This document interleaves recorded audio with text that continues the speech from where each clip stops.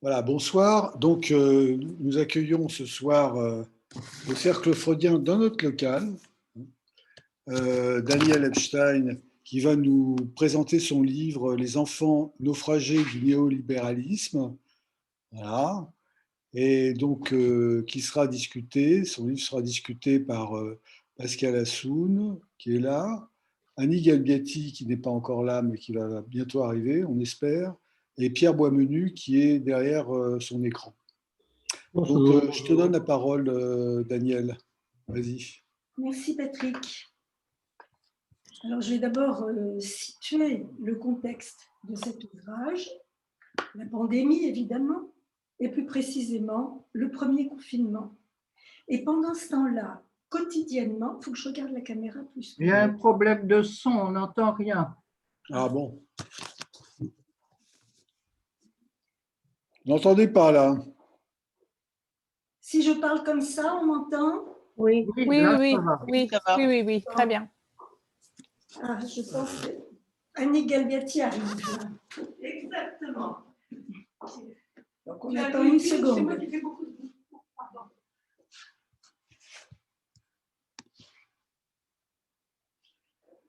Bonsoir, assieds-toi. Bonsoir, En Annie. ligne. On n'a pas perdu de temps.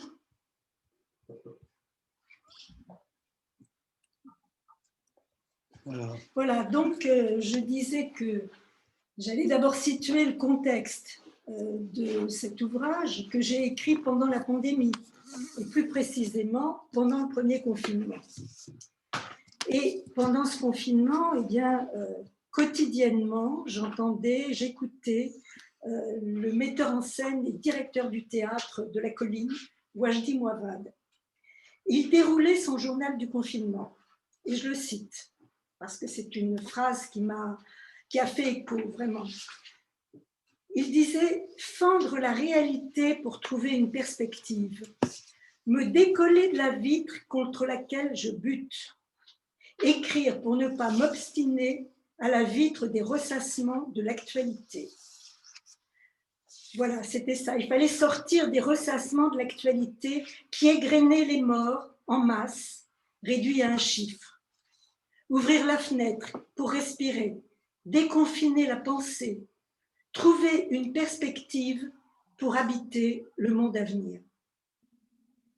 La pandémie nous a sidérés. Elle était pourtant annoncée comme probable. Bon. Mais elle a fait de la planète une prison à ciel ouvert. Elle a fait dérailler la machine. Elle a mis à terre un ordre mondial grisé dans sa fuite en avant. Un court-circuit a mis le feu au théâtre. Le décor s'est effondré, nous confrontant à ses coulisses. Tout cela parce qu'un virus nous a colonisés, après que nous ayons colonisé son territoire sauvage.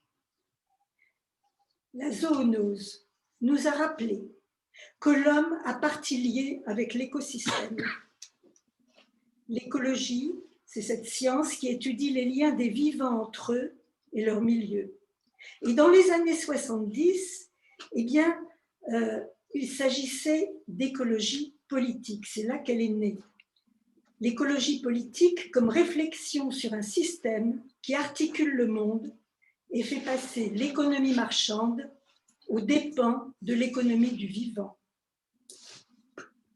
Est-ce qu'on m'entend? Oui, très bien. Donc la pandémie a réactualisé cette question fondamentale. Comment habitons-nous le monde et comment le monde nous habite-t-il? Une jungle de multinationales s'approprie le monde pour les dépecer. Tout se vend, tout s'achète, les ressources de la nature comme les ressources humaines. Ressources humaines, c'est-à-dire force de travail, devenu l'acronyme DRH. Jusqu'à rendre l'écosystème moribond avec ses réfugiés climatiques prêts à perdre leur vie pour la gagner, pour la sauver. Chaos du monde et radicalisation de la violence sont les deux versants d'une crise systémique qui s'emballe en roue libre. Alors avec ce livre, j'ai voulu sortir du cadre d'une psychanalyse autocentrée. à supposer que ça puisse exister, une psychanalyse autocentrée. Donc, un passage des frontières pour nouer mon écoute clinique à mes autres engagements, inscrits dans le politique. Alors, l'ouvrage se construit en deux parties. Premièrement, l'ère du temps, état des lieux, et deuxièmement, des enjeux sociétaux aux mutations subjectives. Alors, merci Patrick Bellamiche de m'avoir invité. Merci aussi à mes discutants de ce soir, Annick Galbiati, Pascal Assoun et Pierre Boismenu, qui interviendra de Limoges par Zoom. Alors Pascal, c'est l'occasion pour moi de dire que c'est dans le sillage de Jacques Assoun que je me suis inscrite au cercle. C'était en 2001. Il a ouvert la voie qui m'y a menée par son engagement clinique et politique, mais aussi son engagement en actes. Et je pense en particulier au groupe Bastille, qui plus que jamais garde toute sa pertinence. Alors je vous rappelle que le groupe Bastille proposait un montage qui permettait à tous de faire une analyse dite laïque, malgré les inégalités sociales. Alors, ça vaut la peine de relire ce projet du groupe Bastille qu'on trouve sur le site Psychanalyse in situ. Alors, dans Actualité d'un malaise, c'était son dernier texte, inachevé, Jacques Assoun évoquait ces psychanalystes qui ont cru bon de se défaire de leurs réserves pour s'engager et prendre part, ès-qualité, à un combat politique. Ce nouage de la clinique et du politique, du singulier et du collectif, nous revient par nos analysants qui nous ouvrent cette fenêtre sur le monde et nous font entendre, pour peu qu'on n'y soit pas sourd, comment le désarroi contemporain résonne avec l'air du temps. Les symptômes s'inscrivent aujourd'hui sur fond d'inespoir jusqu'à l'angoisse de mettre des enfants au monde. L'air du temps, nous nous en plaignons, mais nous l'entretenons, tous impliqués par notre mode de vie dans une consommation addictive, où productivisme et consumérisme forment un couple indissociable qui articule le monde. Nous sommes pris au piège d'un filet que nous nous tendons à nous-mêmes, tout autant aliénés à la production qu'à la consommation. Nous sommes partie prenante, collectivement et individuellement, de ce qui nous arrive, de ce qui arrive au monde et à l'humanité. Le discours dominant, l'air du temps, ce qu'il reste de la Kulturarbeit nous façonne nos pulsions, nos fantasmes, nos désirs rabattus sur de faux besoins. Nos subjectivités sont le produit d'un système, mais le système qui articule le monde est aussi le produit de nos subjectivités. La folie du système, c'est aussi celle de l'homme aliéné à ce système, dans une servitude librement consentie. Et comme ces papillons qui ne peuvent résister à la lumière où ils se crament, nous sommes fascinés par les lumières de notre civilisation. On s'y brûle les ailes avec délice, au-delà du principe de plaisir. Alors l'objet de mon livre, c'est de déplier ce couple croissance et jouissance, ce tissage de plus de jouir et de plus-value qui dénie notre castration et notre finitude. Qu'advient-il de l'humanité quand la croissance promet le bonheur à portée de consommation sans penser ses excroissances écologiques, sociétales, sanitaires et subjectives? Nous alimentons une logique folle jusqu'à scier la branche sur laquelle nous sommes assis. Il y a un demi-siècle, dans les années 70, le journaliste et écrivain Alain Hervé écrivait dans une revue écologiste de la première heure, donc il y a 50 ans, « Les malheurs qui nous attendent sont étranges, car ils sont le fruit de l'homme lui-même. Depuis un siècle, au nom du progrès, a commencé la plus gigantesque entreprise de destruction qu'une espèce ait jamais menée contre le milieu qui soutient sa vie et contre la vie elle-même. » la pulsion de mort.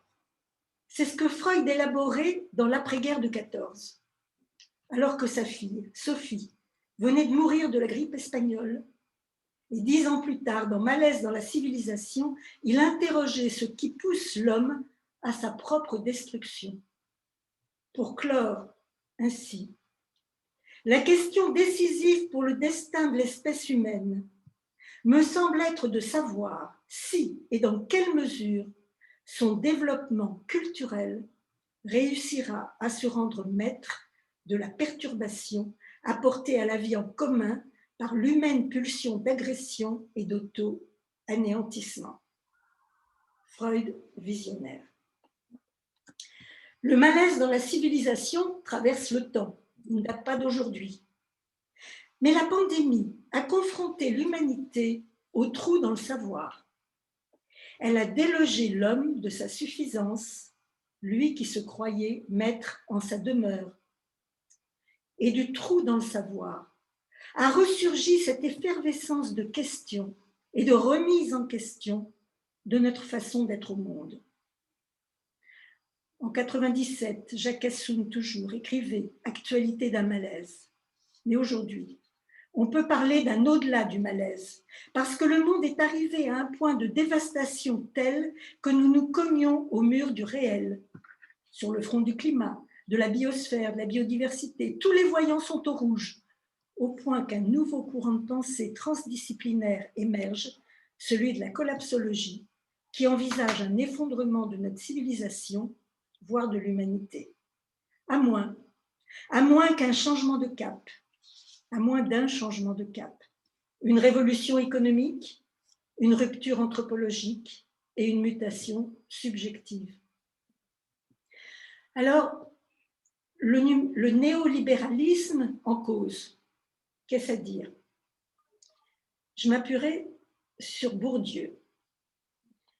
Le néolibéralisme est un programme de destruction méthodique des structures collectives capable de faire obstacle à la logique du marché pur, à savoir privilégier la liberté économique, la liberté de déréguler, de déstructurer et restructurer, de précariser, de flexibiliser, la liberté de neutraliser tout ce qui peut se mettre en travers d'un expansionnisme et d'un objectif de rentabilité à court terme.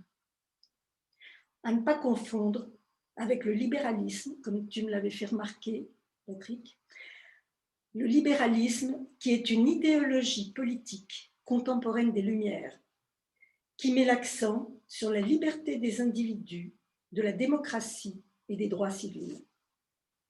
Alors que le néolibéralisme met la logique financière aux commandes, d'où la privatisation des services publics, le démantèlement du bien commun, jusqu'au démantèlement du soin et de la prévention sociale. Et à ce sujet, j'ai revu récemment le film de Ken Loach, Moi, Daniel Blake, qui montre vraiment comment on arrive à détruire la prévention sociale jusqu'au pire. Et à côté de ça, eh bien, les glissements sémantiques modifient subrepticement notre représentation du monde pour interdire de penser les rapports de production et les rapports sociaux. Victor Klemperer, dans son livre « LTI, la langue du Troisième Reich », montrait comment la langue du national-socialisme avait pénétré la pensée pour la formater. Guillemets. Les mots peuvent être comme de minuscules doses d'arsenic. On les avale sans y prendre garde. Ils ne semblent faire aucun effet. Et voilà qu'après quelque temps, l'effet toxique se fait sentir. Le choix des mots est le vecteur de nos représentations. Exemple. Le plan de sauvegarde de l'emploi est une façon de parler de la sauvegarde de l'entreprise. Les ressources humaines sont des ressources managériales pour gérer les licenciements. La vidéosurveillance est devenue vidéosécurité. L'exploitation est remplacée par la productivité. La hiérarchie a disparu des mots, remplacée par des N+1, N+2, N+3, qui se tutoient tous unis pour un même projet, une même cause, la réussite de l'entreprise. Et pour parler de ce qui nous touche de près, des campagnes de communication diffusent des éléments de langage désubjectivants qui traversent les différentes disciplines. De la haute autorité de santé à la fondation fondamentale et Big Pharma, l'utilisation des neurosciences avec sa grille de lecture neurodéveloppementale et cognitivo-comportementale envahit les champs de la clinique, du soin, de l'éducation, pour créer un nouvel imaginaire social qui interdit de penser ce qui échappe à la maîtrise, à savoir l'inconscient. Ces pseudo-vérités d'une science qui cherche ses experts pour justifier des décisions déjà prises. Ces pseudo-vérités performatives fonctionnent comme des dictatures de la pensée pour ringardiser toute alternative, ramenée à des blocages archaïques. Les sciences neurocomportementales sont au service d'enjeux politiques. Il n'est plus question d'inégalité dans le champ social. Il n'est plus question des conditions de travail, mais de fragilité neuronale, de dysfonctionnement intracérébral pour préserver l'ordre social. On standardise les pratiques, on déresponsabilise les cliniciens pour en faire des exécutants, à la merci de logiciels d'intelligence artificielle et de ses algorithmes. Alors j'ai été surprise de voir, j'avais besoin d'un rendez-vous chez le dermato, que les rendez-vous étaient pour le mois de septembre, sauf un certain nombre qui faisaient des vidéoconsultations. Alors je me suis demandé comment on pouvait faire une vidéoconsultation en dermato, puisque c'est quand même important de voir avec ses yeux et de voir la peau. Et depuis, j'ai appris qu'il existait ou qu'il allait exister, enfin, je ne sais pas exactement, mais un logiciel dermato. Et les dermatos n'ont qu'à se brancher sur le logiciel qui, à partir de la photo, indiquera la marche à suivre. Donc, toutes ces réformes structurales, ajoutées bout à bout, montrent que les pièces du puzzle réunies dépassent la lutte corporatiste et se rejoignent pour homogénéiser les champs sociaux et les rendre conformes aux exigences du néolibéralisme. Giorgio Agamben écrit, guillemets, « Est contemporain celui qui ne se laisse pas aveugler par les lumières du siècle et parvient à saisir en elles la part de l'ombre, leur sombre intimité. De même que les lumières aveuglantes de notre civilisation voilent leur sombre intimité, les miroitements du moi voilent l'inconscient, jusqu'à ce que le réel du symptôme s'impose au-delà du semblant, par-delà le semblant. On pourrait dire qu'Agamben est là au plus près de ce que l'on peut attendre d'un analyste qui a ce recul qui lui permet de ne pas être tout à fait dupe du moi, du semblant, comme du discours dominant, que ce soit celui officiel de la haute autorité de santé ou celui de la psychologie dite positive et de la dictature du bien-être. En avançant avec Freud que la psychanalyse transforme la misère hystérique en malheur banal, la psychanalyse est le nom même de ce qui résiste à l'ère du temps. Elle fait poche de résistance, irréductible aux normes, aux cases, aux prescriptions d'une biopolitique qui veut contrôler, maîtriser et nier la dimension de l'intime. La psychanalyse est subversive d'être le lieu de l'énonciation au un par un face aux énoncés standardisés. La suite logique, c'est que le sujet de la psychanalyse n'intéresse pas le marché qui préfère suturer l'inconscient en saturant le manque, en substituant à l'objet du désir, l'objectita, des objets jetables et remplaçables qui vont soutenir la croissance. Édouard Bernays, le neveu de Freud, a su tirer profit le premier des découvertes de son oncle pour manipuler l'opinion. Il avait tout compris. Guillemets. Il fallait créer du besoin, du désir et créer du dégoût pour tout ce qui est vieux et démodé. Moyennant quoi, sa première campagne de pub, Les Torches de la Liberté, s'est faite au service de l'industrie du tabac. Première campagne féministe qui promouvait l'égalité des femmes, libres de fumer, avec la bénédiction du corps médical.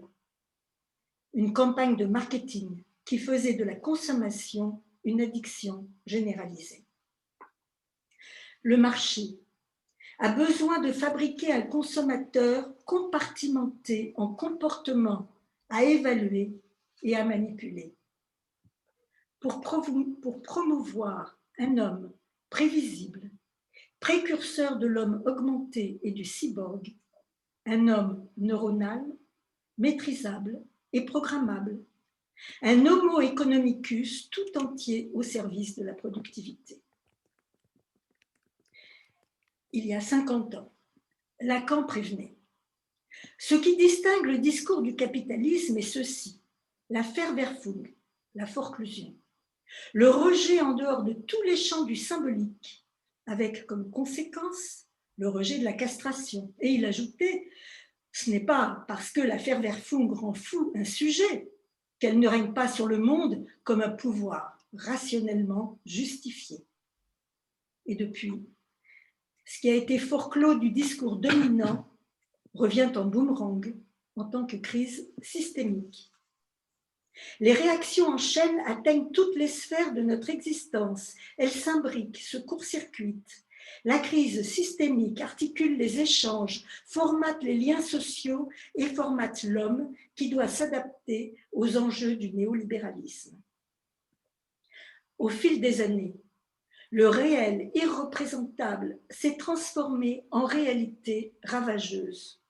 Pourtant, malgré leur répétition, les catastrophes n'ont pu être intégrées, faire histoire, faire récit. Elles n'ont pu se lier, se relier pour modifier le sens de l'histoire. J'y pense et puis j'oublie. Je sais bien, mais quand même. Les catastrophes font partie de la société du spectacle, dans une immédiateté qui happe le regard et nous fascine. C'est une crise de la pensée, une crise de la représentation, le signe d'un effondrement du symbolique qui ouvre la voie au déferlement de la pulsion de mort.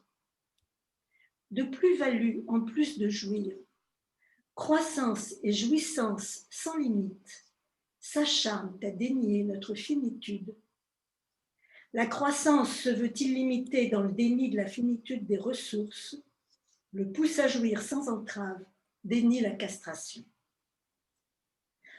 Nous sommes donc tous des enfants naufragés du néolibéralisme, mais certains le sont plus que d'autres. Et c'est la deuxième partie de mon livre.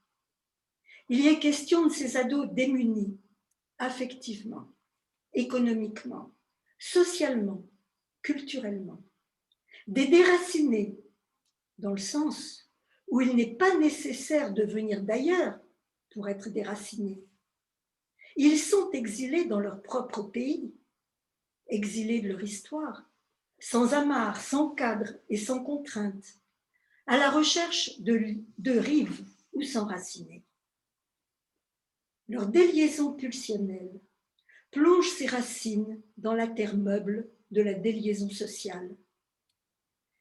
On accuse ces jeunes d'ensauvagement, mais c'est oublier qu'ils sont les produits d'un monde ensauvagé. Alors sur le modèle néolibéral, eh bien, ils vivent leur marché parallèle dans une débrouille décomplexée. Concurrence, compétitivité, loi de l'offre et de la demande, le s'entraider de la solidarité a fait place au s'entretuer de la rivalité. Pas un jour où il ne soit question de meurtre entre ados qui font le beurre des politiques sécuritaires. Alors, quand ce n'est pas un meurtre entre ados, ça peut être une gifle au président de la République qui en dit long. Chaque fait divers est l'occasion d'une nouvelle loi liberticide. Les lois sécuritaires se pérennisent avec le risque de dérouler un tapis rouge pour l'avènement de l'extrême droite. Pour Freud, l'homme devenait névrosé parce qu'il ne pouvait supporter le degré de renoncement pulsionnel exigé par la société. Mais aujourd'hui, le malaise dans la civilisation provient de l'injonction à ne devoir jamais renoncer. À chacun selon son fantasme. Yes, we can. Si tu veux, tu peux. L'injonction de réussite encourage le déni de la castration et la toute-puissance mégalomaniaque. Le tout est possible engendre le tout est permis d'un monde sans autre boussole que celle du chacun pour soi. Alors, rien n'arrête ces enfants du néolibéralisme qui foncent et se défoncent entre violence et addiction. Jacques Assoun écrit « Le père est la métaphore d'une limite qui leste le sujet. Par les temps qui courent, dans la confusion actuelle, il importe de préciser qu'il ne s'agit pas là de défendre le pouvoir patriarcal. Le père est ici une métaphore, la métaphore paternelle. Le nom du père est une fonction qui échappe au sexe et au genre. C'est une fonction tierce qui fait limite à la jouissance. Eh bien, je dirais que le système néolibéral est un pouce au crime du nom du père qui ouvre la voie d'un au-delà du principe de plaisir. Entre détricotage social et démaillage familial, entre effacement de la fonction contenante des institutions et effacement de la fonction paternelle jusqu'à sa fracture, les effondrements symboliques conduisent ces enfants à vivre l'autre dans une inflation imaginaire sur le mode de la rivalité entre impuissance et toute puissance. C'est pas moi, c'est l'autre. Culte de soi et haine de l'autre font suppléance à la fragilité des assises narcissiques et symboliques, jusqu'à banaliser une idéologie identitaire d'exclusion qui diffuse en meute sa haine sur les réseaux sociaux.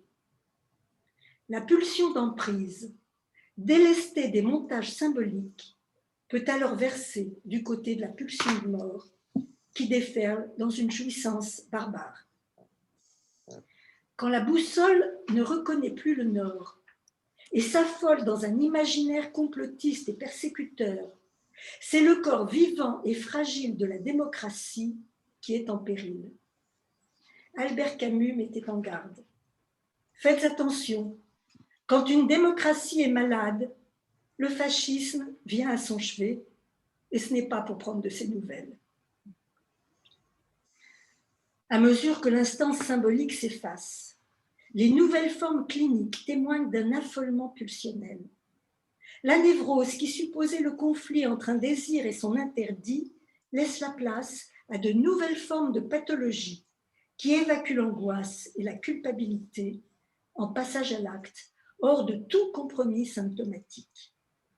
Des jeunes écorchés vifs, sans enveloppe protectrice, sans possible médiation, explosent à la moindre étincelle pour échapper à leur vide existentiel.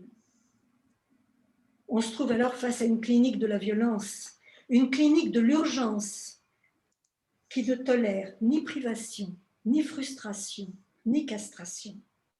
Une clinique du corps qui découle d'un long processus de désymbolisation et de démétaphorisation. Une clinique qui se décline entre agression et régression, entre expulsion et incorporation, entre décharge d'un trop-plein pulsionnel, c'est le passage à l'acte, et remplissage d'un vide existentiel, les addictions. De la fuite en avant maniaque en plongée mélancolique, la bipolarité se joue sans métabolisation et sans issue sublimatoire. Notre responsabilité, c'est de permettre à ces enfants de prendre pied, de s'arrimer, de se reconnecter à leur histoire, de s'inscrire dans le temps, l'espace, de s'inclure comme maillon d'une chaîne pour pouvoir arrimer leur rage de vivre adolescente à un projet de vie qui leur donne une raison de s'impliquer et d'espérer.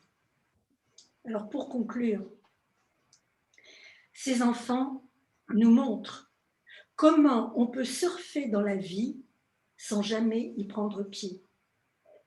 Car nous sommes tous exilés du tissu de vie qui nous porte.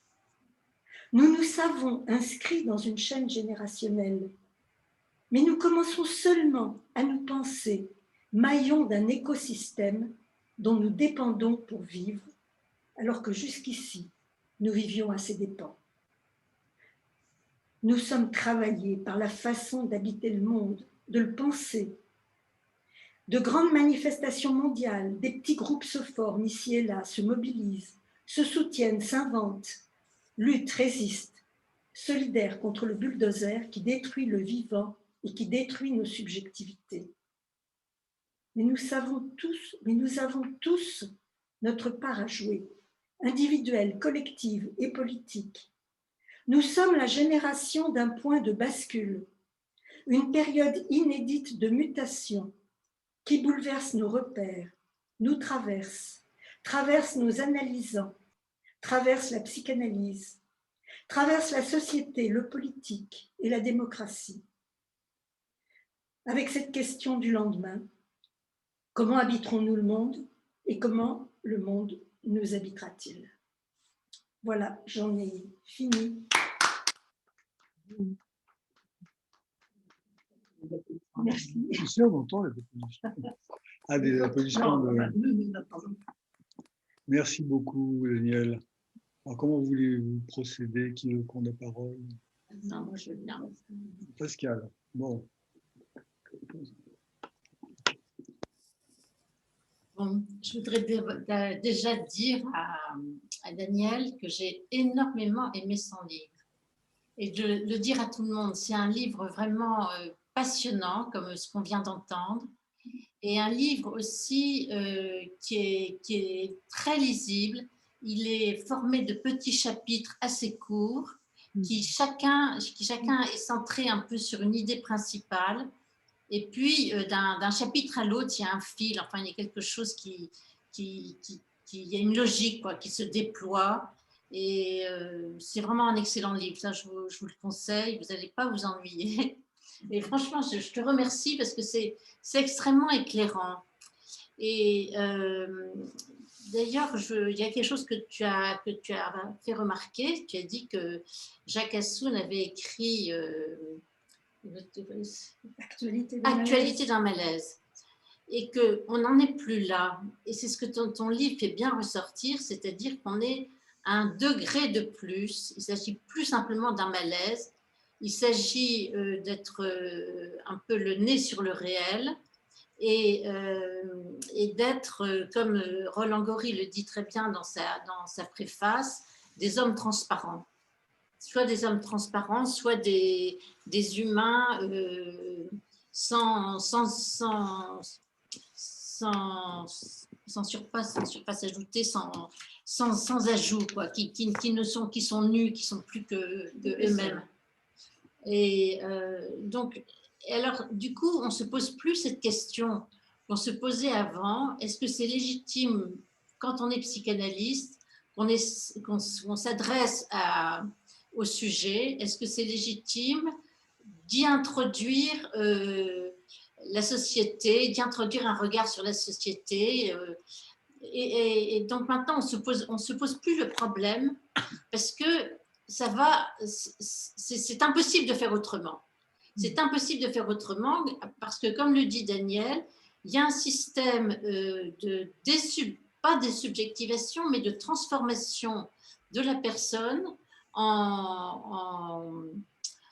disons, dans une logique un peu soit de marché et soit aussi d'oubli.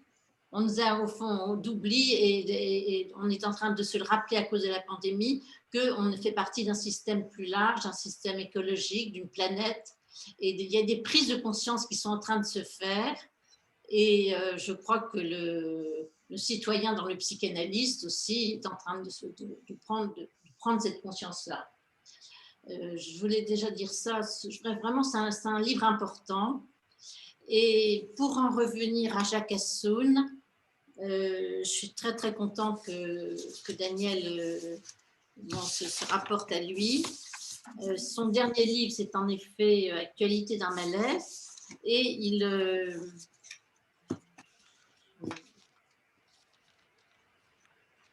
je suis le dernier papier, il y a un papier qui traîne là. Ah oui. Et il se pose la question justement à propos de pourquoi la guerre. Et dans que Freud se pose avec Einstein, et il y a toute cette correspondance, et Jacques travaille un peu ce texte, et voilà ce qu'il dit. Il dit, reste que ce texte, s'il relève apparemment d'une réaction à un ensemble d'événements pour lui d'actualité, c'est-à-dire pour Freud d'actualité, est d'abord et avant tout au centre de ce qui ne cesse de préoccuper l'analyste, comment le sujet, ouvrez les guillemets, entre en société, à partir du mode de structuration symbolique de celle-ci, comment celle-ci influe sur son énonciation singulière, comment chacun de nous, un par un, se trouve impliqué dans un parcours qui amène à considérer que le discours analytique ne saurait s'abstraire de la culture, c'est-à-dire aussi du politique. Et je crois que c'est vraiment une position, la position que tu soutiens absolument. Hein, oui. Et je trouve que c'est important cette phrase « entre en société », parce que voilà, de quelle société parlons-nous? Est-ce que c'est une société qui fait encore société, quoi, qui fait encore, qui est une civilisation qui devient de plus en plus un peu étrange, je dirais, un peu décérébralisante, enfin, je ne sais pas comment dire, comme tu dis très bien, il y a toute une dimension symbolique qui est exclue, et on se retrouve dans une recrudescence d'imaginaire. Tu le dis très bien aussi dans ton livre. Et il y a des très très belles pages aussi sur les jeunes, les jeunes qui, comme tu le dis, se retrouvent au fond en prise avec une vie instinctive, qui ne trouvent pas de contenant et qui sont en recherche d'une bordure, mais qui ont beaucoup de mal à intégrer en fait. Voilà. Ce que je peux dire peut-être pour te répondre par rapport à ces jeunes qui sont en quête d'un bord, ou se raccrocher d'un point fixe qui va donner sens à leur vie, je pense que ce bord, ce qu'ils recherchent, c'est aussi une suppléance à ce qu'ils ne trouvent pas, à savoir la métaphore paternelle. Oui, je suis tout à fait d'accord. Enfin, c'est quelque chose que j'aborde en détail dans mon précédent livre, Dérives adolescentes de la délinquance au djihadisme, où je pense que l'islamisme, mais on peut dire ça de tous les fascismes, c'est un appel au père. Hein. C'est un appel au père pour se raccrocher à une filiation héroïque, divine, quelque chose qui les tienne et qui les contienne, hein, et qui donne sens à leur vie. C'est peut-être le père qu'ils appellent, bon, ils prennent celui qu'ils trouvent. C'est un père qui lui-même ne sait peut-être pas suffisamment, n'a peut-être pas suffisamment donné de limite à sa propre jouissance. Et c'est pour ça que c'est quand même un père particulier. Bon, je ne sais pas, on continue le débat sur... Attends, oui. Est-ce qu'il y a quelqu'un qui veut prendre la parole? Pierre, tu veux intervenir? Mets ton micro, Pierre. Il faut que tu branches ton micro, Pierre. Voilà, c'est bon. C'est bon. Ben, je ne sais pas comment... Je sais pas, d'abord bonsoir, et puis je suis désolé de ne pas être sur place. Je suis coincé dans mon territoire. Mais bon, ça n'empêche pas de lire et de parler de ce qu'on a lu. En l'occurrence, le livre de Daniel, je commencerai par dire qu'il est peut-être susceptible de faire polémique parmi nous, un peu, et tant mieux s'il n'est pas a priori consensuel, pourvu que ça tourne au dissensus assez fécond pour qu'avec le psychanalyste, l'homme se réveille, comme disait Olivier Grignon.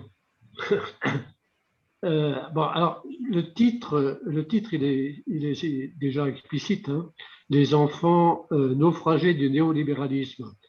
Enfants, je crois qu'il faut l'entendre au sens large de génération, hein, de 0 à 20 ans, et même tous, comme tu as dit tout à l'heure, ceux qui sont porteurs de l'avenir de la socialité, voire même de l'espèce humaine.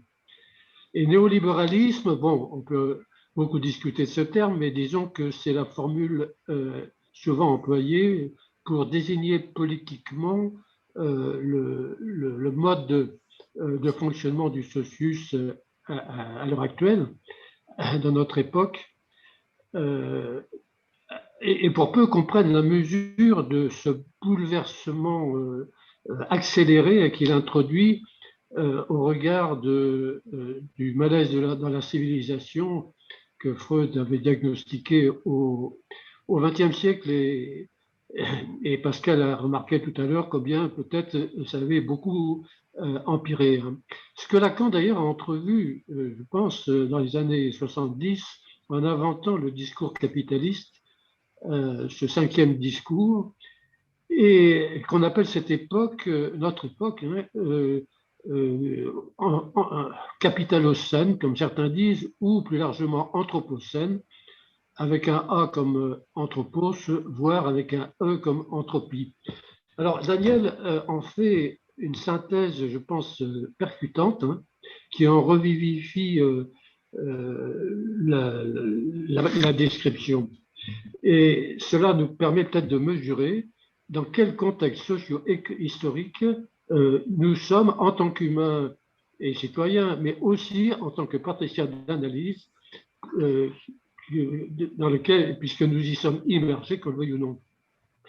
Alors, entre cet état du monde et l'état psychique de ceux qui sont nés le plus récemment, le livre fait un lien, comme un lien de cause à effet, et cet effet consistant à les naufrager. Ah, ce terme, d'ailleurs, peut, par association, faire penser à un des titres de Primo Levi ou, dans un autre registre, au grand poème de Mallarmé. Pour moi, ce titre aussi m'évoque une formule que je me suis trouvé parfois d'utiliser, celui d'errant du libéralisme, ou du néolibéralisme plutôt. Des non-dupes, donc, comme disait l'autre, sujets en souffrance et qui peuvent en souffrir jusqu'à se faire martyrs. Alors, il y a peut-être un scandale, bon, et c'est peut-être pourquoi un article de Daniel a été récemment refusé à Quevoy, un scandale parce que ce serait au pire de la politique et peut-être un peu moins pire de la sociologie. Et en tout cas, pas de la psychanalyse. Bon, d'abord, c'est pas vrai, hein. Les derniers chapitres débouchent clairement sur des indications cliniques, l'énoncé de principes décisifs pour accueillir ces jeunes en analystes. Et son livre précédent, 2016, à Daniel, en rapporte précisément la pratique. Bon, alors on pourrait venir éventuellement, mais je voudrais surtout insister sur le livre, il confronte courageusement, hein, essayer en quelques mots de clarifier un peu ou de dialectiser si possible ce qu'il en est des liens complexes entre psychanalyse et politique, puisque ce sont des dimensions qui sont bien souvent emmêlées, plus ou moins confusément, plutôt que nouées clairement. Alors, dans leur, voilà, je dirais que dans leur exercice dans leur milieu d'exercice spécifique, les psychanalystes, à mon sens, restent souvent un peu prisonniers d'une alternative stérile. Soit se considérer comme la victime privilégiée de l'attaque du pouvoir, hein, la psychanalyse étant bien en effet, c'est vrai, de plus en plus un objet visé, mais peut-être pas avec cet acharnement électif qu'on suppose en oubliant que le dit management néolibéral est généralisé sur le social bien au-delà de notre petit milieu. Soit d'être dans l'illusion, au moins rampante, que la psychanalyse serait le lieu inversement privilégié qui pourrait offrir une issue politique à la crise ou à la catastrophe annoncée de la vie humaine et de la civilisation.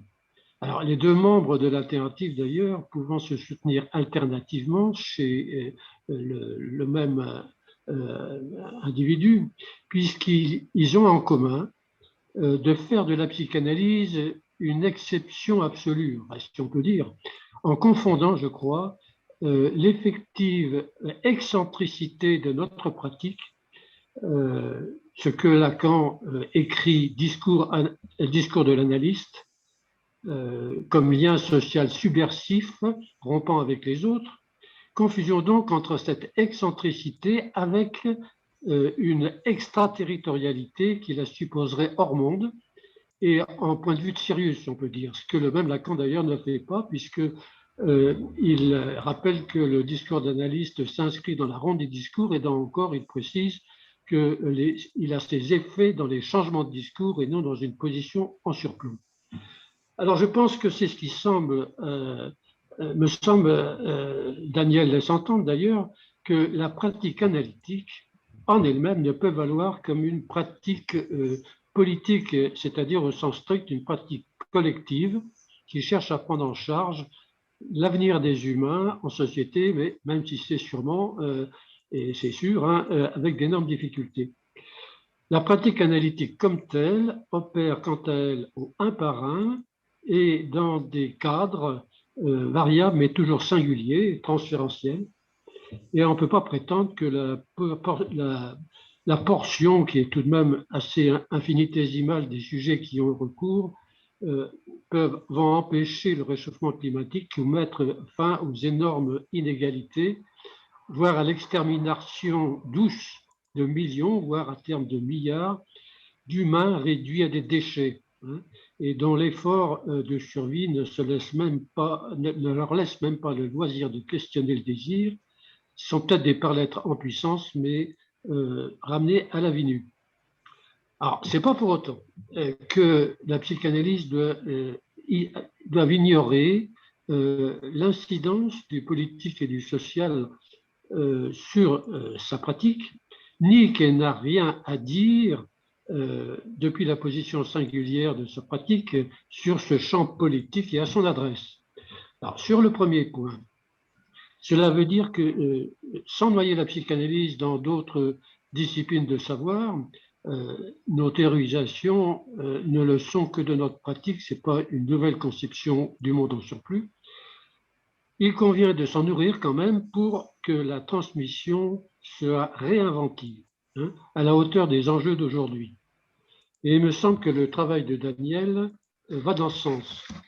Nos pratiques et leur théorisation, toujours en cours, hein, doivent s'ouvrir au nouveau contexte, hein, qu'on peut dire nihiliste au sens de Nietzsche, tout en cherchant à mettre en valeur et à consolider leurs invariants fondamentaux. Et sur le deuxième point, cela signifie inversement qu'en tant qu'intellectuels spécifiques, comme dirait Foucault, nous sommes fondés à faire valoir dans le social et à l'adresse de la lutte politique ce que notre pratique quotidienne nous apporte, à savoir la mise en péril, le repérage de la mise en péril de ce qu'on peut appeler au choix, subjectivité, sujet, par-l'être, voire psychisme, mise en péril, donc que ce soit par la misère d'un nombre grandissant, par lequel le désir se rabat sur le besoin, que ce soit par la gouvernance algorithmique jusqu'à la folie transhumaniste, hein, le Big Brother robotique, que ce soit la méthode managériale à la fois anonymisante et individualisante. On entend de plus en plus de souffrance au travail ou au non-travail, ou le désastre de la biosphère qui fabrique subjectivement des no-futures, hein, comme le disaient les prophètes punk des années 90, ayant perdu tout repère, faisant fonction de nom du père. Alors, nous pouvons et devons donc être là, à la fois dans le discours social, comme des sortes de lanceurs d'alerte, hein, et c'est, il me semble, ce que fait en partie ton livre, et dans l'exercice quotidien de notre métier, à condition d'entendre que ce n'est pas une profession proprement dit, mais c'est à entendre comme 100 fois sur le métier remettre son ouvrage.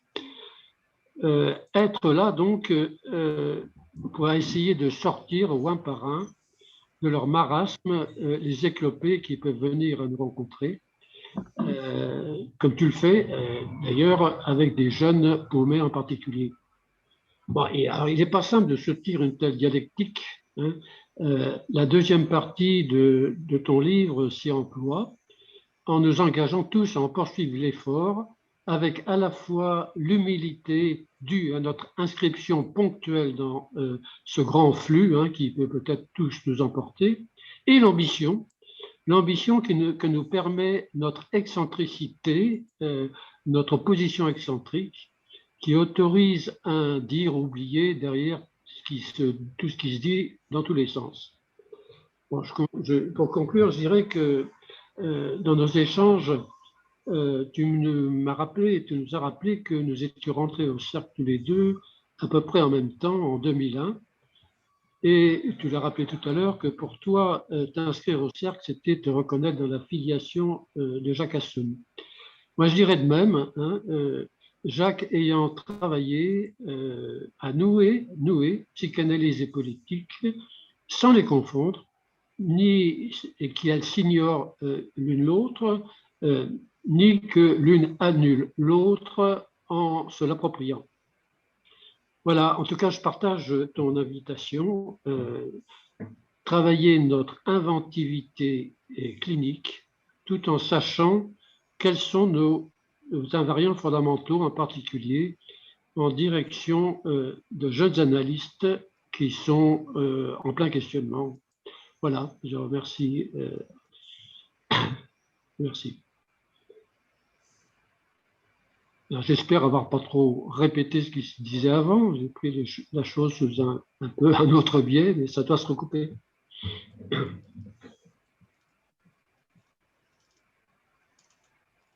Tu veux répondre Bon.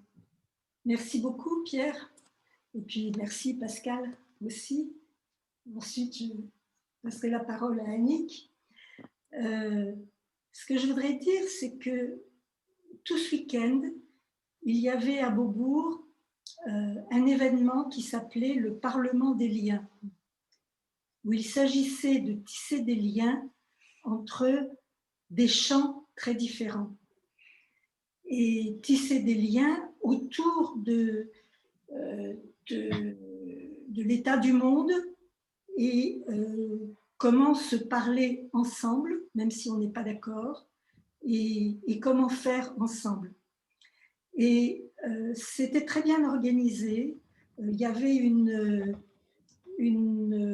sur 3 jours, une trentaine de ce qu'ils appelaient des conversations, 2 par 2, et on était tous reliés avec un petit appareil pour entendre la conversation. Et c'était des conversations entre un psychanalyste et un scientifique, un philosophe et un anthropologue. Bon, il y avait comme ça toute une série d'experts, entre guillemets, puisque c'est comme ça qu'ils les appelaient. Mais ils étaient experts de leur domaine, oui. Mais en tout cas, c'était une façon de se parler ensemble et de voir ensemble comment on pouvait tisser des liens pour travailler ensemble et faire pression sur les États aussi, hein, parce que il s'agit de prendre conscience individuellement dans ce qu'on est, dans ce qu'on pense, dans notre mode de vie, mais ça ne suffit pas, bien sûr, puisqu'il s'agit aussi de faire pression sur les États, hein, puisque c'est une question très politique. Alors, plus il y aura d'événements comme ça, comme celui-là, maintenant tout le monde sait, hein, que l'humanité est en danger, que les générations à venir auront fort à faire si tant est qu'elles habiteront le monde.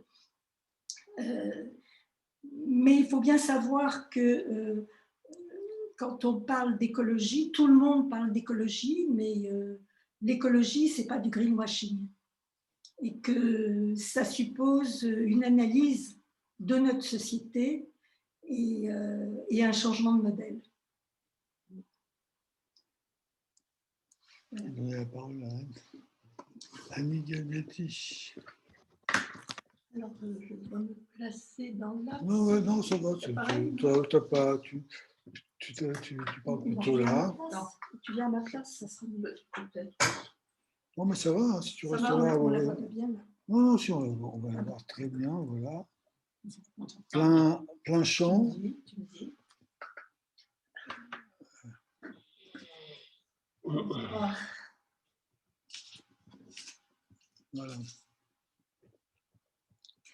Alors, comme l'a rappelé Daniel, son livre est paru son livre présenté ce soir, puisqu'il y en a eu un premier. Son livre, Les enfants naufragés du néolibéralisme, donc, est paru dans un contexte de pandémie qui ne l'a pas épargné.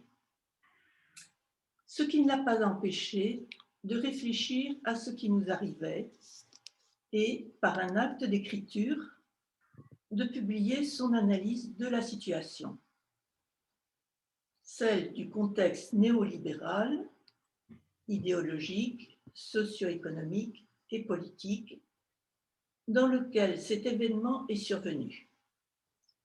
Ce discours, remarquons-le, étant celui-là même auquel la psychanalyse a affaire aujourd'hui. Animé de fortes convictions, engagé, ce livre nous interpelle doublement, et en tant que citoyen et en tant que psychanalyste. Nous sommes ici pour en discuter. Si cette pandémie nous a tous pris de court, elle n'était pas imprévisible. Ce fut d'ailleurs l'occasion de découvrir qu'elle avait bel et bien été prévue, avec toutes les dispositions à prendre le cas échéant. Simplement, les gouvernements successifs étaient passés outre ces recommandations, trop confiants sans doute dans les avancées de la science concernant des maux censés appartenir au passé, les grandes épidémies. L'économie néolibérale, en effet, dont Daniel éclaire avec acuité tel un cri d'alarme les multiples conséquences, serait-elle ce qu'elle est et ce qu'elle est devenue, en particulier dans sa dernière mouture dite hypermodernité, sans le développement exponentiel des sciences et de l'innovation technologique? Qu'est-ce que doit, par exemple, la mondialisation, dite aussi globalisation, au numérique? La diffusion fulgurante de la pandémie aux liaisons aériennes internationales, la culture intensive avec la déforestation et les zoonoses qu'elle entraîne, aux OGM et aux pesticides cancérigènes. Daniel montre comment, dans le discours dominant, soit celui du marché, qu'elle écrit avec un grand M et dont la voracité est insatiable, les impératifs de rentabilité et d'efficacité l'emportent sur toute autre considération. Rien, en effet, ne semble en mesure de les arrêter, si ce n'est un retour dans le réel, tel celui que nous venons de connaître, que nous connaissons encore, et qui pourrait bien, sous d'autres formes, se répéter. Ce qui intéresse Daniel dans le discours néolibéral, c'est sa face obscure, sombre, catastrophique, ses dégâts et ses désastres, humains, subjectifs, écologiques. Et c'est à partir de sa pratique de psychanalyste, intéressée aussi par l'écologie, qu'elle met en question ce système, elle n'est pas la seule, pris dans un rapport hypnotique au toujours plus fort, plus vite, sans relâche et sans répit, jusqu'à plus soif, en broyant les hommes comme les choses, en les transformant en objets jetables. Il apparaît que c'est sur la question de la jouissance que le champ de l'écologie et celui de la psychanalyse peuvent se recouper. La notion lacanienne de plus de jouir, dans son équivocité, plus encore pouvant se retourner en son contraire, plus de jouir, autrement dit ça suffit, cette notion de plus de jouir, en effet, paraît présentée sur le plan de la subjectivité inconsciente, singulière donc, une analogie de structure avec la plus-value théorisée par Marx. Lacan rapproche ainsi la plus-value, dont le prolétaire se trouve dépossédé bien que produite par sa force de travail, de la jouissance perdue par le par-l'être, du fait de sa condition d'animal parlant. Ceci à jamais, puisque plus il cherche à la retrouver, plus il s'en éloigne, plus la perte se répète. C'est en jouant du vide creusé par cette perte de jouissance, mais en ne la laissant pas prendre place, bien au contraire, en l'utilisant et en la détournant sur l'objet à produire et à consommer, que le marché a pu se développer de façon exponentielle. N'est-ce pas aussi cette perte de jouissance que le transhumanisme, il y a été fait allusion à plusieurs reprises déjà, le transhumanisme, à sa façon, cherche à surmonter, avec à l'horizon le cyborg, l'homme augmenté.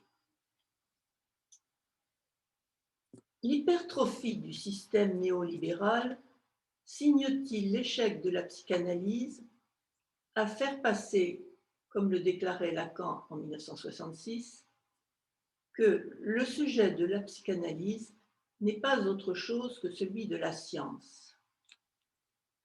Un sujet qui, comme l'indique Lacan, se trouve fort clos par la science.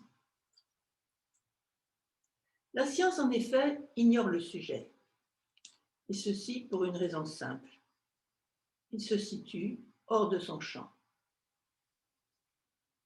Au point qu'on peut se demander si la psychanalyse a été inventée pour donner un sujet à la science et ainsi le prendre en charge. On peut aussi se demander si la situation sociale actuelle, celle de la psychanalyse aussi, ne répondent pas à un fait de structure. Lorsqu'il n'y a plus de place pour le sujet, ni non plus pour la psychanalyse dans les institutions, les gens deviennent fous. À défaut du travail analytique fait de ponctuation, coupure et chute de jouissance, d'un évitement de la jouissance du symptôme ou de ce qui peut en tenir lieu, À défaut d'une place faite aux objets A, en tant qu'ils sont soustraits à cette jouissance pour passer au compte de l'objet du désir, l'objet cause du désir, l'objet A, étant désigné par Lacan comme celle de ses inventions à laquelle il se disait prêt à sacrifier toutes les autres. Le néolibéralisme, en osmose avec les technosciences, prospère dans un monde où l'imaginaire devient vite manichéen, en noir et blanc, où règne la loi du plus fort et du tout ou rien. Un monde où gagne le ravage, terme dont Lacan use pour parler du rapport à la mer, mais aussi dans ce livre, il en est question à propos de la terre-mère. Ravage dont Daniel décline les multiples aspects et dont il est d'autant plus compliqué de s'extraire que la dimension tierce, celle que les psychanalystes mettent en jeu dans le transfert, se trouve de plus en plus court-circuitée. D'où l'idée de la psychanalyse comme antidote d'un monde comme fasciné par le joueur de flûte d'Hamelin, lequel, dans la légende, pour se venger de ceux qui n'avaient pas tenu parole, conduisit leurs enfants à la mer, où ils disparurent. Il en existe d'autres versions où il est dit, par exemple, qu'ils furent entraînés dans une caverne qui se referma sur eux. La dégradation de la dimension symbolique livre les enfants du néolibéralisme à la pulsion de mort, sans détour, sans recours, sans point d'arrêt. Et ceci, malgré le soin que prend Daniel pour distinguer la métaphore paternelle du patriarcat et parler d'autre part de ces enfants du néolibéralisme, comme Lacan disait que nous sommes fils et filles du discours. Le parcours de Daniel Epstein dans ce livre donne l'impression d'effectuer une double boucle. Après un premier tour de repérage du terrain social où s'inscrit notre pratique, et à l'intérieur de ce champ, un abri, celui de la psychanalyse.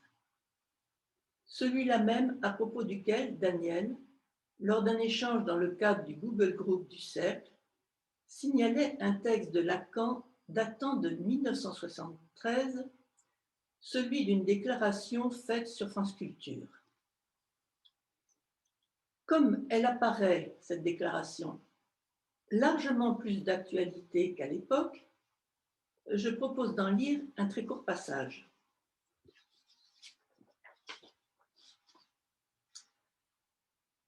L'analyse n'est pas une science, c'est un discours, sans lequel le discours dit de la science n'est pas tenable par l'être qui y a accédé depuis plus de 3 siècles. D'ailleurs, le discours de la science a des conséquences irrespirables pour ce qu'on appelle l'humanité. L'analyse, c'est le poumon artificiel grâce à quoi on essaie d'assurer ce qu'il faut trouver de jouissance dans le parler pour que l'histoire continue. Et il ajoute, on ne s'en est pas encore aperçu et c'est heureux, c'était en 1973. Parce que dans l'état d'insuffisance et de confusion où sont les psychanalystes, c'était son style, le pouvoir politique aurait déjà mis la main dessus. Pauvres analystes, ceux qui leur auraient ôté toute chance d'être ce qu'ils doivent être, compensatoires.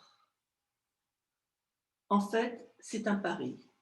C'est aussi un défi que j'ai soutenu. Je le laisse livrer aux plus extrêmes aléas. Mais dans tout ce que j'ai pu dire, quelques formules heureuses peut-être surnageront. Tout est livré dans l'être humain à la fortune. Pas plus que Freud, Lacan n'était optimiste. Tous deux, cependant, nous guident à l'aube de ce qui s'annonce comme une autre civilisation, si elle peut voir le jour. Remercions donc Danielle des précieuses réflexions qu'elle nous livre, portées par la conviction et la vivacité d'un ton très juste, avec des résonances qui, souhaitons-le, continueront à nous accompagner. Merci.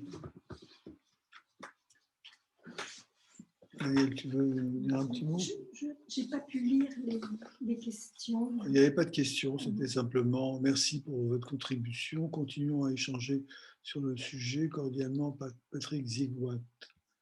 Puis sinon, très intéressant le débat sur le père.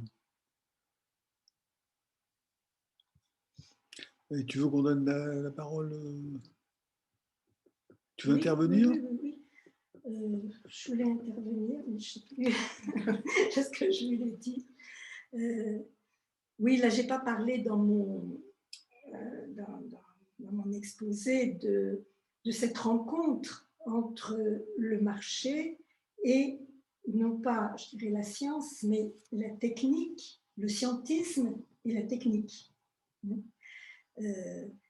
Et ce qu'on appelle l'hypermodernité, qui est cette nouvelle forme de capitalisme néolibéral, et qui fait que, là encore, il n'y a plus de frontières entre le réel et le virtuel, et que chacun passe de l'un à l'autre sans bien savoir où il est.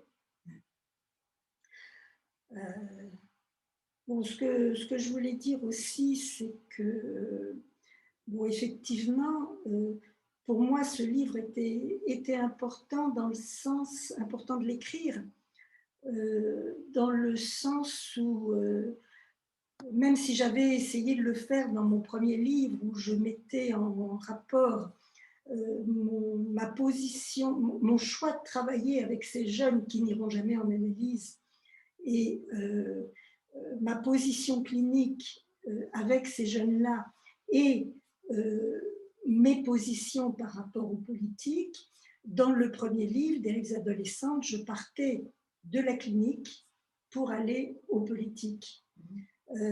Et là, avec la pandémie, ce qui nous a vraiment sauté à la gueule, hein, c'est le moment de le dire, sur la tête, c'est qu'il y avait un trou dans le savoir, un trou dans la pensée, et que cet infiniment petit a réussi à paralyser le monde entier. Et ça a permis d'avoir quand même un éclairage. On ne pouvait plus faire comme si on ne voyait pas qu'on faisait tous partie du même monde, et le virus et nous. On était tous reliés, et qu'à force d'avoir détruit le territoire de ces microbes, de ces virus, ils n'avaient plus d'hôtes, hein, où trouver leur habitat, et c'est nous qui avons été leur hôte. Mais c'est dans...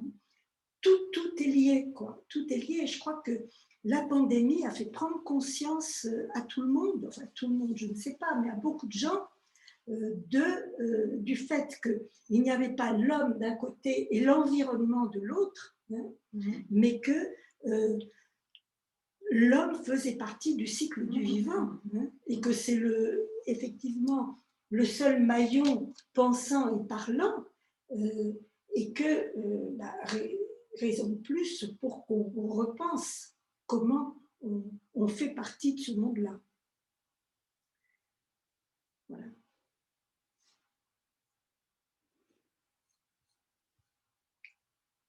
Oui, tu as une jolie expression d'ailleurs, je crois me souvenir, maillon pensant, c'est ça? Oui, Attends, il faut que tu parles. Hein. Non, oui, ça va. On t'entend. Hein. oui, c'est possible.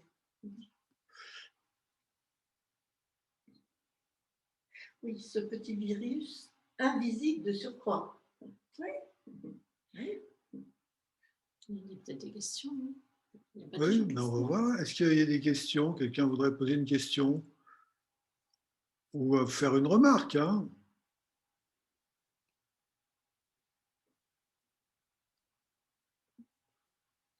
Bon.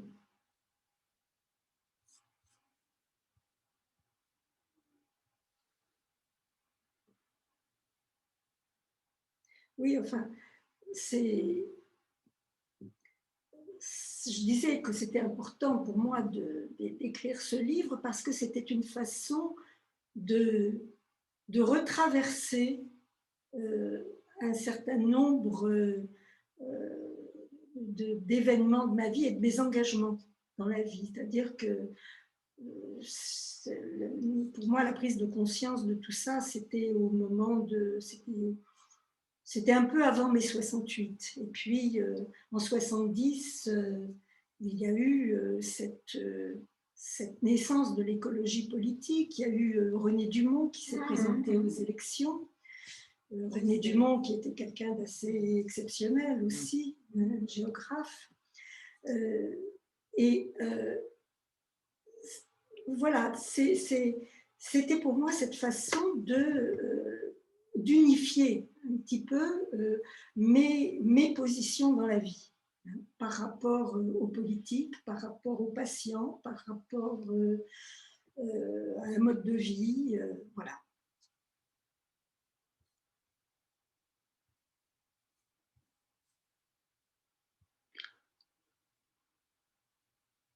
Bien.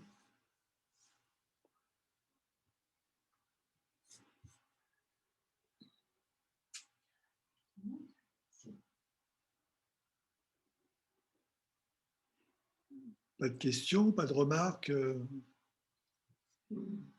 Pascal, est-ce que tu veux rajouter quelque chose? Non, je réfléchissais, c'est-à-dire à cause de la remarque de Pierre Boismenu, dont j'ai beaucoup apprécié quand même l'intervention. Mais je trouve qu'il y a dans le livre, il y a une unité entre le regard qui est donné sur la société et le regard qui est donné sur les jeunes dont on a la responsabilité. Et c'est ça que j'ai apprécié dans le livre, c'est que si on veut, si on a une fonction comme ça de psychanalyste, une fonction soignante, on est obligé en même temps d'avoir un certain regard sur la société dans laquelle ils sont plongés, nous sommes tous plongés. Et c'est pour ça que je trouve qu'il y a un fil, en fait dans le livre. Et voilà, je trouve que ça interpelle la position de citoyen du psychanalyste en fait. Mais sinon, je trouve que les remarques de Pierre sont intéressantes. Sur la politique.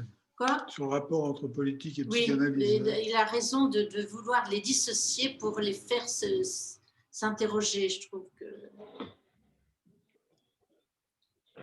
Oui, il me semble que c'est important. Que demain, il y a une grève des psychologues. Une manifestation.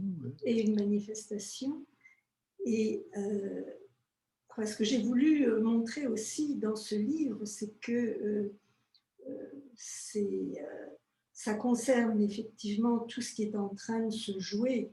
Le néolibéralisme n'y est pas pour rien dans toutes les réformes actuelles, mais que ça ne touche pas que les psychologues, ça touche aussi l'éducation nationale. Ça touche tous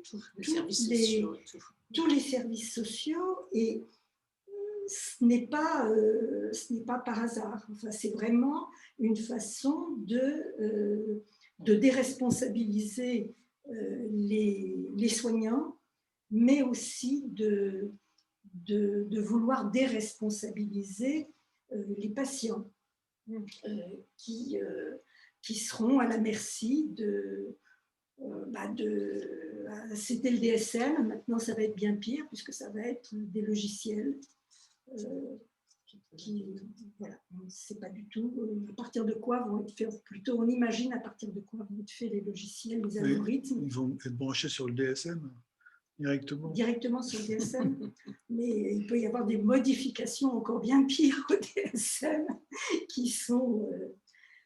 voilà, non mais... Donc on est tous dépossédés.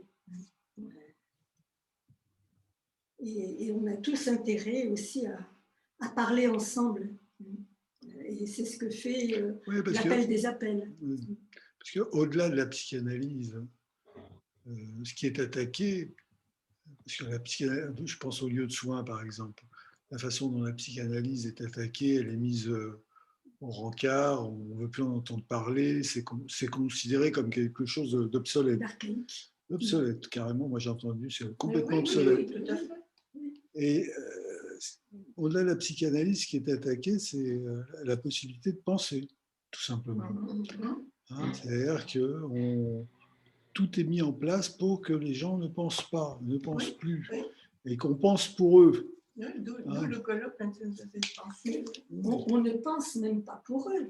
Ah, si, on pense pour eux. Parce on a la solution. Alors, c'est pour ça que la question de politique qu'a posée Pierre, je trouve qu'elle est très intéressante. Mais en même temps, quel rôle politique la psychanalyse peut avoir dans tout ça, et quel rôle on peut avoir en tant que citoyen psychanalyste aussi, je dirais, ou citoyen qui s'intéresse à la psychanalyse dans tout ça. Et alors, c'est vrai qu'il y a la question de ce qui peut se jouer au niveau des cures, hein, ce qu'a dit Pierre tout à l'heure, mais est-ce que c'est suffisant, simplement? Est-ce que c'est suffisant? Mais moi je comprends pas très bien. Hein, je comprends pas très bien ce qu'on... Ah, si, j'ai mis mon micro, moi. On t'entend pas, Pierre. Vous m'entendez pas? Si, on t'entend. Allô? Oui, je peux parler? On n'entend pas. Hein. Vous m'entendez là? Moi, je t'entends. Vous m'entendez pas, les autres? Si, on t'entend. Ah bon, d'accord. Oui, mais moi, c'est l'expression psychanalyste citoyen qui me pose problème. Il avait déjà été d'ailleurs abordé, et énoncé comme tel à l'époque où il y avait la signature pour les sans-papiers de Saint-Bernard. Bon, c'est cette accolade psychanalyste citoyen. Moi, il me semble qu'on n'est pas, quand on est citoyen, on n'est pas psychanalyste, on est psychanalyste que quand on est dans la pratique analytique. Alors qu'un psychanalyste puisse être citoyen et soit citoyen, bien évidemment, et je recommande fortement. Bon, mais il me semble que c'est ce que j'ai essayé de dire, c'est que il faut partir du fait que le champ de la pratique analytique, c'est pas le champ de la pratique politique. Bon, par ailleurs, ça ne veut pas dire qu'il n'y a pas des nouages, ça ne veut pas dire qu'il n'y a pas des interférences qui peuvent être de différentes natures. Il y a le fait que, évidemment, on est interpellé, ne serait-ce que à entendre sur le divan, par des choses qui viennent du social, et voire directement de prise de position politique, et ça fait partie de ce qu'on a à entendre. Mais inversement, peut-être qu'on est fondé, comme Freud l'a fait à plusieurs reprises, Lacan aussi, à dire des choses aux politiques, dans le champ public, disons. Et ce que j'ai essayé de dire, que bon, on peut être poche de résistance, oui, mais pas au sens où on se croirait le lieu qui va faire changer le capitalocène ou l'anthropocène, mais de faire savoir que de là où on a notre pratique et où l'enjeu est celui d'un sujet, du psychisme, du par-l'être, ce qui se passe dans la société qui vient, peut-être, bon, est en passe effectivement d'abolir un peu ça, et on peut le faire savoir. Et par là, il ne faut pas croire naïvement que on est en train d'avoir une pratique politique. Je pense c'est ça que moi qui me gêne. Voilà. Et on peut par ailleurs, en tant qu'on est divisé effectivement entre être citoyen et être analyste. Euh, bon, de même, j'entendais il y a dimanche un séminaire d'interassociatif sur un autre plan, des gens qui disaient qu'elles étaient divisées, des femmes qu'elles étaient divisées entre le fait qu'elles étaient féministes dans un mouvement féministe et qu'elles étaient analystes. Ça interfère, mais il faut assumer cette division. On fait pas de la politique quand quand on écoute un patient.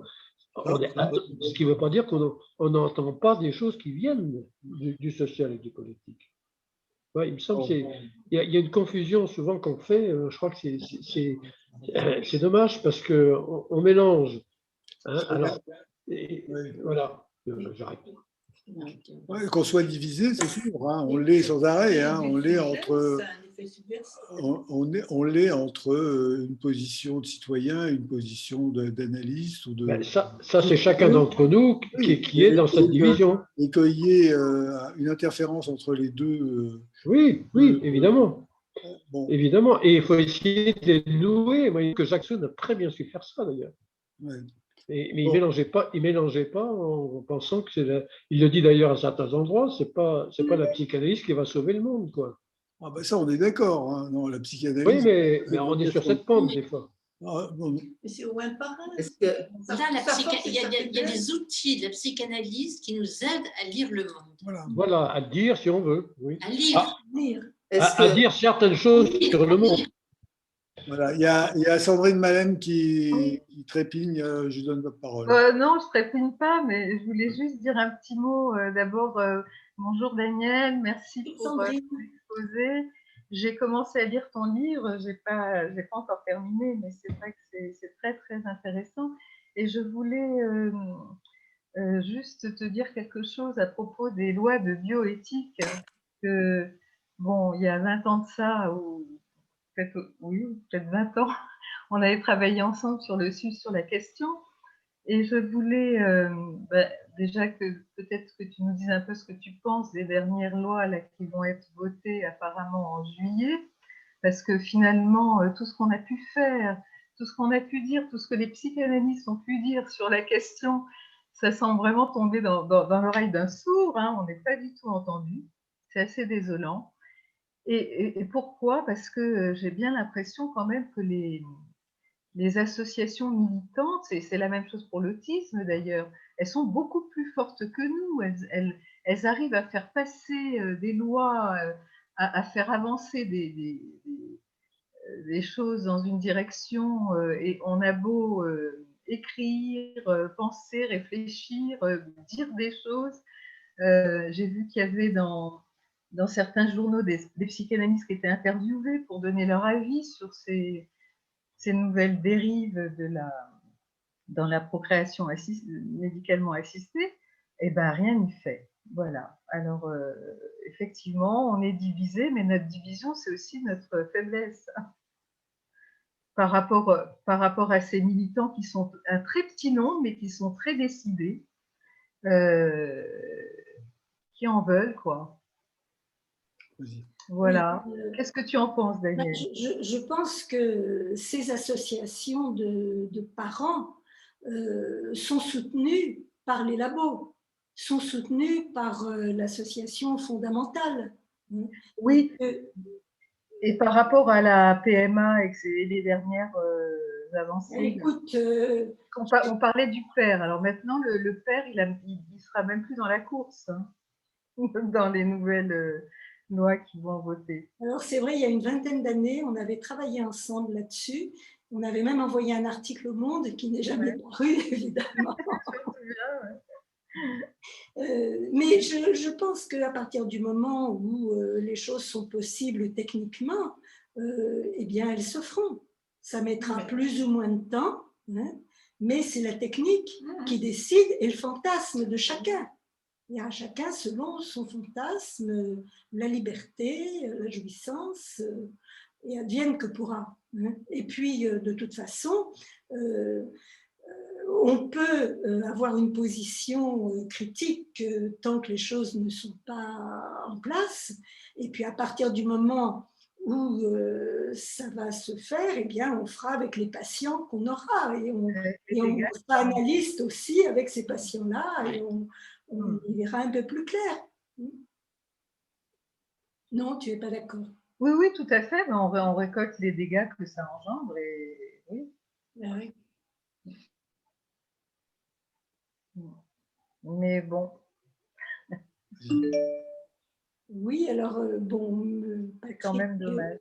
Bellamy, me fait signe qu'on va arrêter. Donc, je voudrais remercier mes discutants déjà, et ceux qui sont là et ceux qui ne sont pas là. Et puis, vous tous qui êtes présents. Et puis, à une prochaine fois pour une autre discussion. Merci, Daniel. Merci, Daniel. Merci. Au revoir. Au revoir. Merci beaucoup. Merci, au revoir. Au revoir. Au revoir, merci. Au revoir. Au revoir. Au revoir.